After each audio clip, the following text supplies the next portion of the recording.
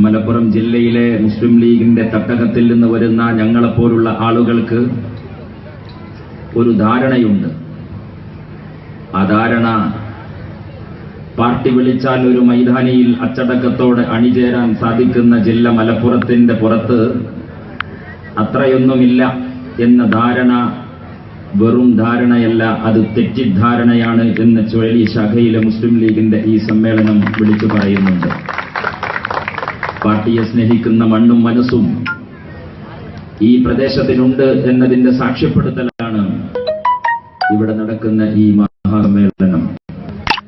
ഈ സമ്മേളനത്തിൽ ഞാൻ കാണുന്ന മറ്റൊരു പ്രധാനപ്പെട്ട ഒരു വിഷയം, സാധാരണ നമ്മൾ ഒരു സമ്മേളനത്തിന്റെ പ്രേക്ഷകർക്ക്, അതിന്റെ കേൾവിക്കാർക്ക് സദസ്സൊരുക്കുമ്പോൾ ഏറ്റവും ആകർഷണീയമായ സൗകര്യപ്രദമായ ഇടങ്ങളിൽ ആണുങ്ങൾക്ക് സജ്ജീകരിക്കുകയും സ്ത്രീകളെ പുറംപോക്കിൽ നിർത്തുകയും ചെയ്യുന്ന ഒരു പ്രവണത നമ്മുടെ എല്ലാ സമ്മേളനങ്ങൾക്കും മുമ്പ് ഉണ്ട്, നമ്മുടെ മതപ്രസംഗ പരിപാടികൾക്കൊക്കെയുണ്ട്.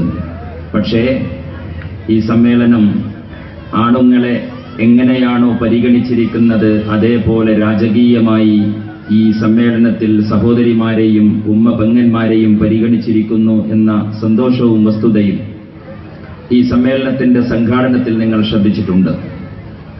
ഇവിടെ നടന്നു വരുന്ന സമ്മേളനം 3 ദിവസമായി വിപുലമായ അർത്ഥത്തിൽ നിങ്ങൾ ഇവിടെ നടത്തിയിരിക്കുന്ന ഈ സംഗമം പ്രചാരണ പദയാത്രയിൽ നിന്ന് തുടങ്ങി പ്രവാസി യുവജന സംഗമത്തിലൂടെ കടന്നുവന്ന് പ്രകടനവും ഗ്രീൻ കാർഡ് പരേഡിന്റെയും സംവിധാനങ്ങളൊരുക്കി പൊതുസമ്മേളനവും കഴിഞ്ഞ് ബൈത്തുർ റഹ്മയുടെ താക്കോൽ ദാനത്തിന്റെയും കുടുംബ സംഗമത്തിന്റെയും സമാപന സെഷനിലാണ് ഇന്നിവിടെ ഈ സമ്മേളനം സമാപിക്കാൻ പോകുന്നത്.